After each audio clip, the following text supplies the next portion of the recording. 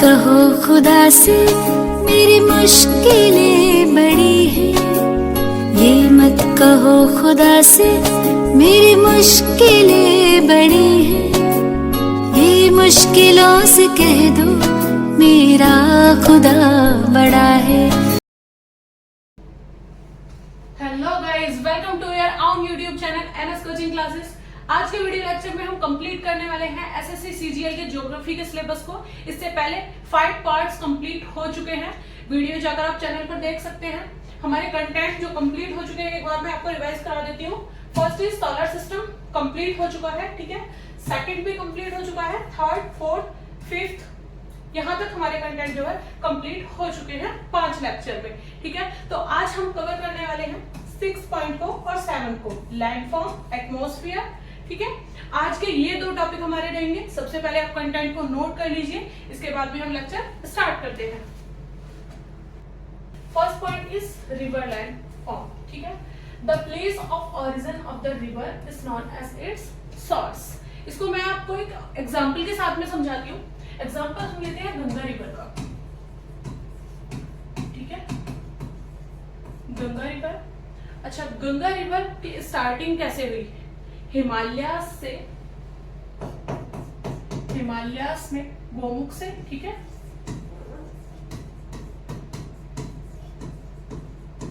गोमुख से स्टार्टिंग होती है, ठीक है।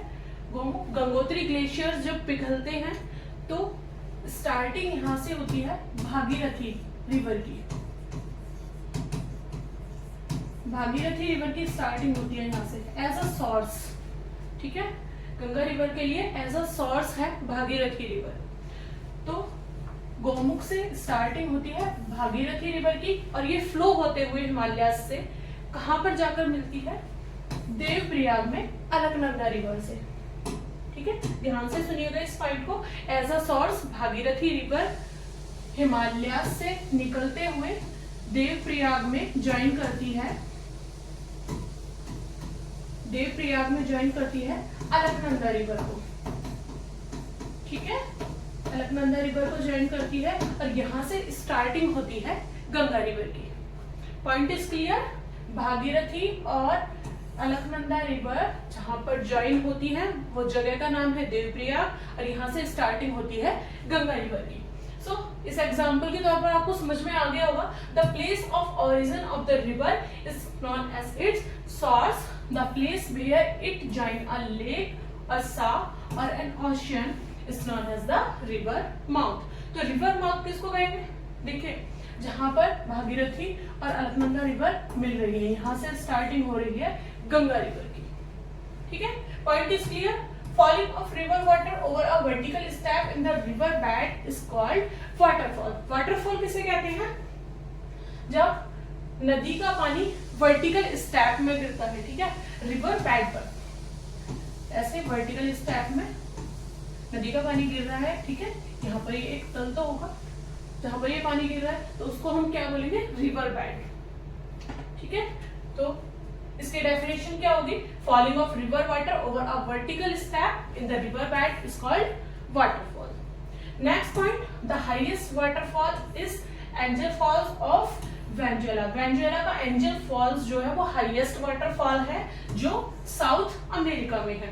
पॉइंट नोट कर लेना इसको, इंपॉर्टेंट पॉइंट है। हाईएस्ट वाटरफॉल कहां पर है?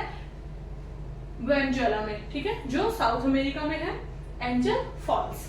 The other waterfalls are Niagara waterfalls, ठीक है, located on the border between Canada and USA in North America.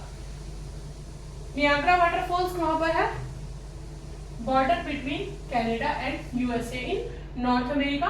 Next, Victoria Falls on the border of Zambia and Zimbabwe in Africa. इतना point clear हुआ? Next बात आती है deltas की। अच्छा, deltas क्या होते हैं? डेल्टास वो होते हैं जैसे नदी है, ठीक है, नदी, एग्जांपल हम गंगा नदी का ही लेते हैं। गंगा नदी बे ऑफ बंगाल में जाकर गिरती है, ठीक है। तो उससे पहले क्या होता है? बे ऑफ बंगाल में गिरने से पहले ये डेल्टास में टूट जाती है, ठीक है। क्यों? क्योंकि ये अपने साथ लेकर आती है काफी सारे सेडिमेंट्स, काफी सारे रेत, पत्थर, ठीक है। ये सारी चीजें ये अपने साथ लेके आती है बहते हुए, और जिस वक्त ये उस बे ऑफ बंगाल में जाकर गिरती है तो ये ऐसे फैन शेप्ड में, ठीक है, सेडिमेंट्स अपने छोड़ देती है, ठीक है। The large of sediments are fan shaped by river deposition, deltas are excellent productive lands. तो यहाँ पर ये मिट्टी पत्थर वगैरह ऐसे छोड़ देती है और जगह जगह से पानी का कटाव होके ये समुद्र में जाकर मिल जाती है, ठीक है। तो इनको बोलते हैं deltas. Deltas are excellent productive lands, they have more minerals, बहुत मिनरल्स होता है इन मिट्टीज में, ठीक है।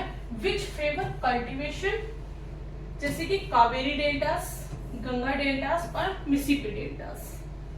Next is a flood plains is a flat area of land adjacent to a water. It stretches from the bank of its channel to the base of the enclosing valley walls, which experience flooding during the period of high discharge. देखिए, flood plains क्या मतलब है इस बात का? जब नदी में बाढ़ आती है, ठीक है, तो आसपास का एरिया जो है, आसपास का एरिया जो है, जब नदी में बाढ़ आएगी तो सीधी सी बात है कि वो एरिया भी कवर करके लेके जाएगी, वो उस एरिया को भी कवर कर लेगी पानी के साथ में। तो जब वो पानी एक टाइम पे उस पानी का बहाव जो है जब कम हो जाता है तो वहां पर वो काफी सारे सेडिमेंट्स जो है छोड़ देती है, ठीक है। बाढ़ का जो जलस्तर होता है जब वो एक टाइम पे कम हो जाता है तो वो उसके आसपास वाली जमीन को क्या बोलते हैं? फ्लूड प्लेन्स, ठीक है, बात समझ में आई। Next, raised bed and a bank of the river due to frequent flooding and deposition of the sediments is called leaves। देखिए, तटबंध किसे कहते हैं? तटबंध का मतलब ये है कि raised bed and a bank of the river due to frequent flooding, बाढ़ के वक्त जो नदियों के किनारे जो उभरे हुए तल होते हैं, ठीक है, उनको क्या बोलते हैं? लीव्स, तटबंध बोलते हैं, ठीक है। Oxbow lake is a free-standing body of water formed when the meander is cut off from the main river। ये किसका पार्ट है ऑक्सबो लेक? मेन रिवर का, ठीक है। The landform is so named because it resembles horse soap, ठीक है। इसका बनावट इसकी कैसी है? हॉर्स सो की तरह, हॉर्स सो के जैसी इसकी बनावट है, ठीक है। इतना पॉइंट क्लियर हुआ। नेक्स्ट चलते हैं ग्लेशियर, ठीक है। Next point is glacier. A large body of ice moving slowly down a slope or valley due to gravity is called a glacier। Glacier किसको कहते हैं? लार्ज बॉडी ऑफ आइस मतलब बर्फ का एक बहुत बड़ा हिस्सा कह सकते हैं हम, ठीक है। Moving slowly down a slope और valley due to gravity is called a glacier, ठीक है। Glacier are grouped into mountain और valley glacier and continent glacier. Glacier जो है टू टाइप्स के होते हैं, एक तो होते हैं माउंटेन ग्लेशियर्स, माउंटेन ग्लेशियर्स, और एक होते हैं continental,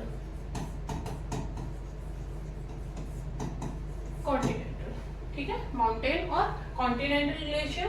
continental glacier, the glacier covering vast area of a continent with thick ice sheet, जो एक बहुत बड़ी बर्फ की एक थिक आइस शीट से ढके हुए होते हैं, ठीक है। उस एरिया को क्या बोलेंगे? कॉन्टिनेंटल ग्लेशियर, ठीक है। जैसे कि इसमें एग्जांपल दिया गया है अंटार्कटिका और ग्रीनलैंड का। The glacier covering vast area of a continent with thick ice sheet, तो इसको हम क्या बोलेंगे? Continental glacier. Next is mountain और valley glacier is a stream of ice, वो एक तरीके से धारा होती है बर्फ की, ठीक है। Flowing along a river, flowing along a valley, it usually follow former river courses and is bounded by state sides the Himalaya and the Alps, ठीक है। हिमालयस और आल्प्स जो है इसका एग्जाम्पल है, माउंटेन ग्लेशियर किनको बोलते हैं, जैसे कि गंगोत्री ग्लेशियर के बारे में मैंने आपको बताया था। गंगोत्री ग्लेशियर की बर्फ पिघलते हुए आती है और वो भागीरथी रिवर बनना वहां से स्टार्ट हो जाती है। तो इसी तरीके से ये एग्जांपल दिया गया है माउंटेन ग्लेशियर का, हिमालयस और Alps. Next point is coast. A part of the land adjoining or near the sea is called the sea coast. देखिए, जो समुद्र के पास वाली जो जगह होती है, ठीक है, जो भूमि होती है, उसको क्या बोलते हैं? सा coast. A part of land adjoining or near the sea is called the sea coast. The boundary of a coast where land meets water is called the coast line. Coast line किसको बोलते हैं? जैसे कि आप map में अगर देखेंगे तो मैप में आप यहाँ पर ये गोवा वाला जो पार्ट है, ठीक है, गोवा वाले पार्ट में ये पार्ट जो है इसको हम क्या बोलेंगे? यहाँ पर पानी भी है, ठीक है, सा वाटर भी है, और यहाँ पर ये लैंड है, ठीक है। तो इसको हम एग्जांपल एक कोस्ट लाइन के रूप में लिख सकते हैं, ठीक है। The boundary of a coast where land meets water is called the coast line.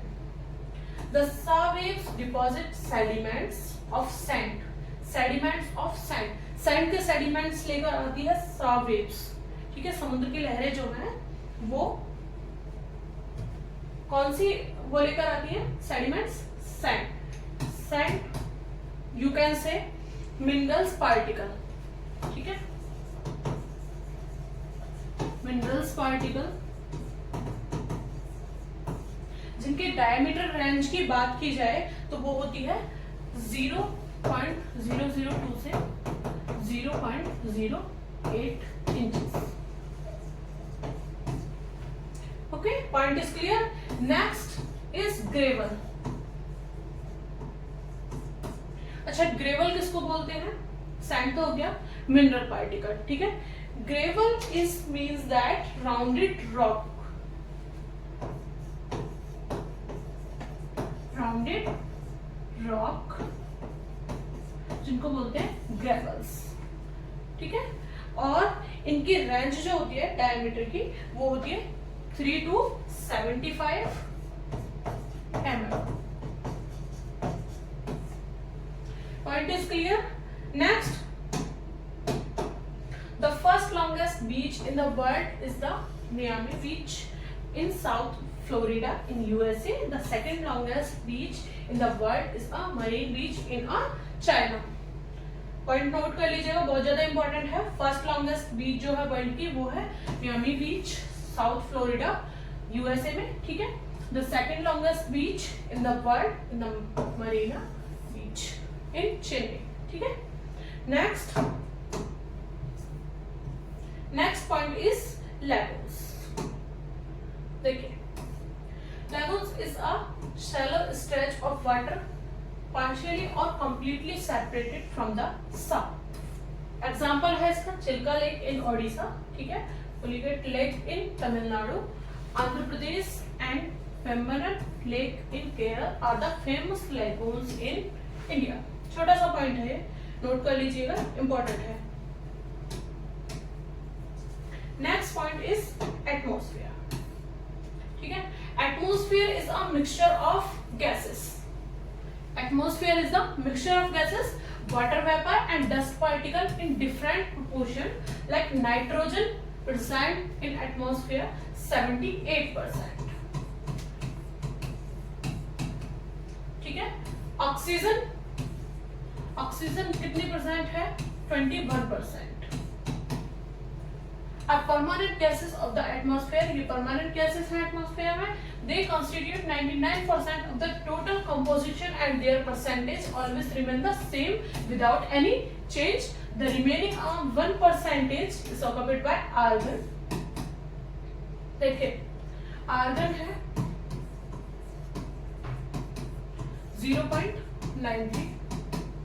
Okay, next carbon dioxide की बात करें तो ये है 0.03%। नेक्स्ट नियोन 0.001%, हीलियम हीलियम कितने मात्रा में प्रेजेंट है? 0.0005%। ठीक है, ozone present in atmosphere 0.0006%। Next is hydrogen. Hydrogen है 0.0005%। ठीक है, इंपॉर्टेंट है, नोट कर लीजिए। नेक्स्ट बात करते हैं structure of the atmosphere. The atmosphere is divided into 5 distinct layers based on the temperature variation. First is troposphere, second is stratosphere, next mesosphere, ionosphere, इसको thermosphere भी बोलते हैं, exosphere। ठीक है, ये आप नोट कर लीजिए।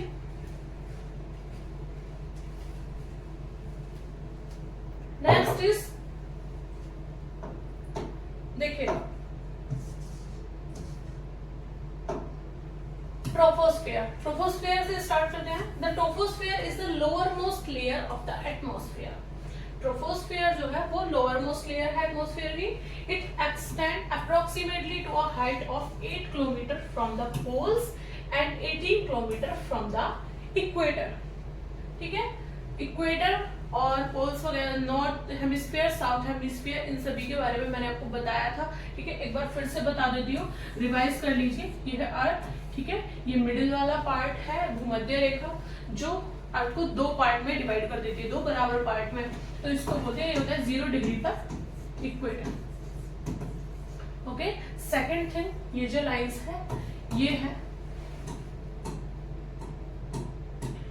Tropic of Cancer. Tropic of Cancer. Okay, next ये लाइन है Tropic of Capricorn.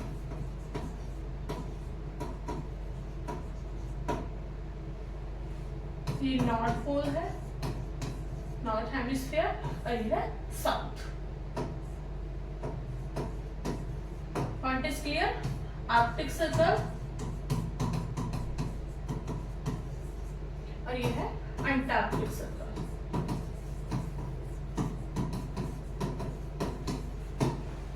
Okay, next, the air we breathe exists here. Almost all the weather phenomena like rainfall, fog, hailstorm are in this layer. This layer is the most important layer of the atmosphere. Okay, point is clear? Next, stratosphere. Stratosphere lies above the troposphere. It extends to a height of about 50 kilometers. It extends. Next is stratosphere.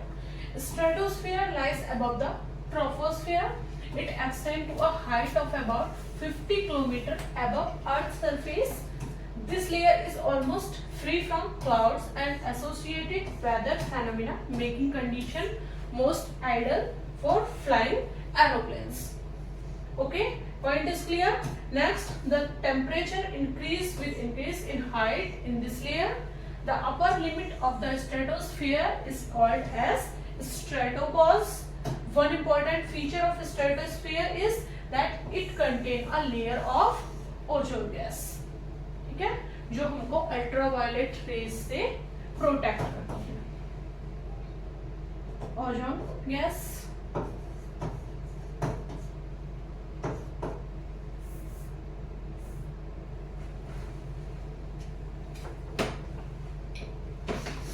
हो ही गया फिर ये पूरा खराब फिर दो।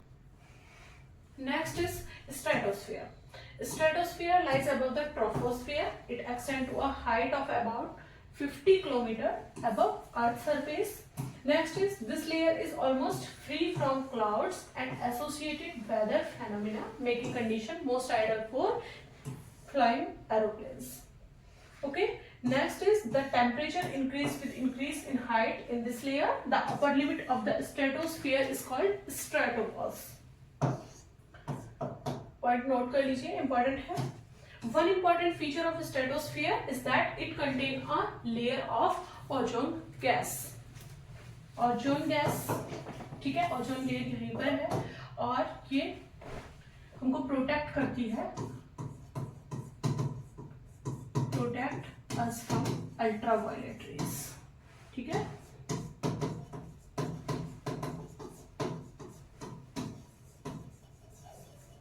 Okay, point is clear. Next, mesosphere.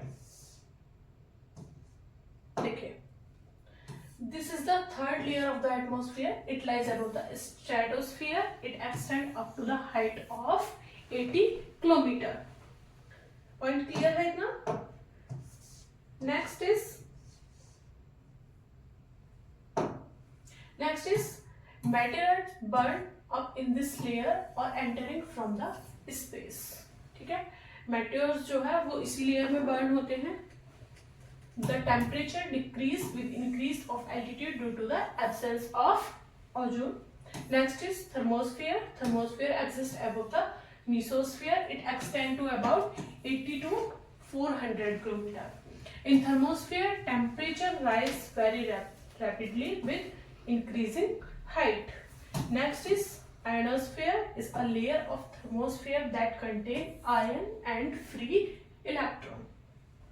Next is this layer help in radio transmission. In fact, radio waves transmitted from the earth are reflected back to the earth by this layer. Simple point है, note कर लीजिए. Next is exosphere. The uppermost layer of the atmosphere is known as a exosphere. ठीक है, ये uppermost layer है. This layer has very thin air.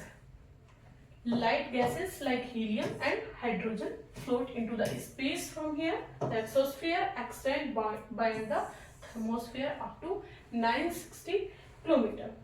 Okay, I hope आज का lecture जो है आपको पसंद आया होगा और सारे पॉइंट्स क्लियर हुए होंगे. Thank you for watching this lecture. Like and subscribe.